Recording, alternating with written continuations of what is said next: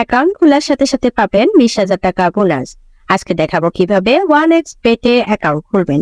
1xbet app একটি batting app, যে অ্যাপটির মাধ্যমে আপনি বিভিন্ন ধরনের স্পোর্টে ব্যাটিং করতে পারবেন। আরো আছে গেমস খেলে টাকা আয় করার সুবর্ণ সুযোগ। যাদের ফোনে 1xbet অ্যাপটি নেই তারা যে কোনো ব্রাউজারে গিয়ে এই অ্যাপটি ডাউনলোড করে নেবেন। তো বন্ধুরা, আর দেরি না করে 1xbet এ কিভাবে অ্যাকাউন্ট খুলবেন তা শিখে নিন। এখানে স্ক্রিনে দেখতে পাচ্ছেন লগ ইন এবং রেজিস্ট্রেশন নামে দুটি অপশন আছে। এখানে রেজিস্ট্রেশন অপশনে যাবেন, এরপর ইন ওয়ান ক্লিক অপশনে যাবেন। এখানে প্রথম 3টি পয়েন্ট যা আছে তাই থাক। এখন সবচেয়ে ইম্পর্টেন্ট পয়েন্ট আসা যায়, আর এটি হচ্ছে প্রোমো কোড। এই ঘরে আমাদের অফিসিয়াল প্রোমো কোডটি ইউজ করবেন এবং কোনোভাবে ভুল করা যাবে না। আমাদের কোডটি হচ্ছে BN366। এই কোডটি দেওয়ার মাধ্যমে আপনার অ্যাকাউন্টটি ভেরিফাই করা হবে এবং প্রথম ডিপোজিটে 100% ক্যাশব্যাক পাওয়ার সুযোগ তৈরি হবে। এবং এই কোডটি ব্যবহার করলে আপনারা পাবেন জন্মদিনে বোনাস, আপনারা পাবেন মাসিক বোনাস, এছাড়াও সাপ্তাহিক বোনাস তো আছেই। এরপর নিচের খালি ঘরগুলোতে এক এক করে টিক দিয়ে দিবেন এবং নিচের এই আইকনে ক্লিক করবেন। এরপর এমন একটি ভেরিফাই পেজ আসবে, উপরে এই খালি করে ক্লিক করে দিবেন। এরপর এখানে নির্দিষ্ট কিছু ফটো সিলেক্ট করতে বলবে। ফটো সিলেক্ট করলে আপনার অ্যাকাউন্টটি ভেরিফাই হয়ে যাবে এবং আপনার অ্যাকাউন্টটি খুলে যাবে।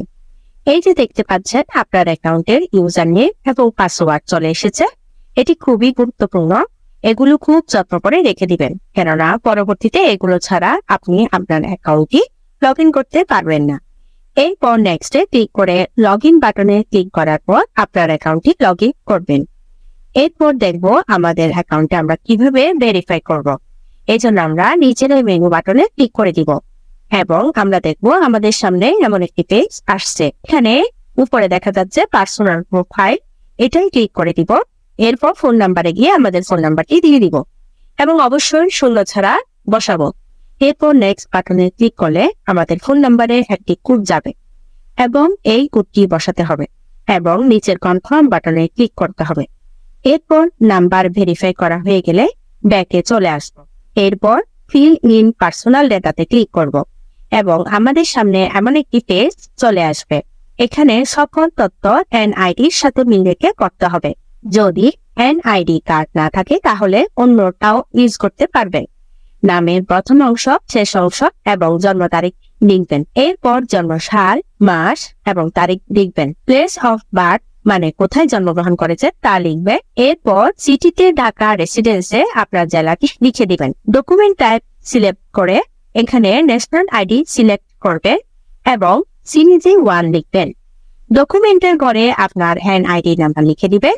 যদি এনআইডি না থাকে তাহলে মোবাইল নাম্বার বসিয়ে দিবেন। এরপর ডেট অফ ইস্যুর জায়গায় এনআইডি উল্টা পাশে ডেট অফ ইস্যু ডেট দেয়া আছে সেটি বসিয়ে দিবেন। ইজ গুড বাই এই ঘরে বিডি গভর্নমেন্ট লিখে দিবেন। বন্ধুরা, একবার ভালোভাবে সবকিছু চেক করে নিব।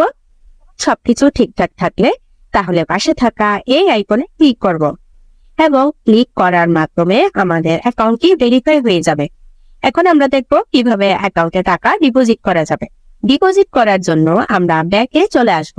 এখানে উপরে দেখা যাচ্ছে ডিপোজিট বাটন, সেখানে ক্লিক করব এবং আপনারা দেখতে পাবেন এমন একটা পেজ চলে এসেছে। এখানে টাকা ডিপোজিট করার অনেকগুলো মাধ্যম রয়েছে। এখন আমি আপনাদের নগদের প্রসেসটি দেখিয়ে দিচ্ছি। এজন্য নগদ অপশন ক্লিক করবেন। এরকম একটি পেজ দেখতে পাবেন। এখানে 300 থেকে 20,000 টাকার মতো ডিপোজিট করা যায়। আমি এখানে 300 টাকার ডিপোজিট করব, তাই এখানে 300 টাকা লিখে দিচ্ছি।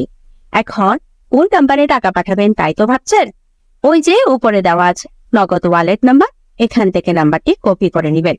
আগেই জানিয়ে রাখছি এই নাম্বারটি প্রতিবার চেঞ্জ হয়। ডিপোজিট করার আগে নাম্বারটি সেজন্য কপি করে নেবেন।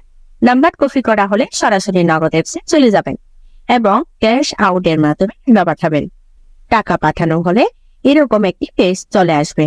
এখান থেকে ট্রানজ্যাকশন আইডিটি কপি করে অ্যাপে চলে আসবেন এবং যে নাম্বার থেকে টাকা পাঠিয়েছে তা লিখবেন এবং পরের অপশনে আগে কপি করা ট্রানজ্যাকশন আইডিটি লিখবেন। এরপর কনফার্ম বাটনে ক্লিক করবেন এবং এর মাধ্যমে আপনার অ্যাকাউন্টে ডিপোজিট করা হয়ে যাবে এবং কিছুক্ষণ অপেক্ষা করলে আপনার অ্যাকাউন্টে টাকা অ্যাড হবে। তো বন্ধুরা, আজকের ভিডিওটি থাকছে এ পর্যন্তই। ধন্যবাদ সকলকে।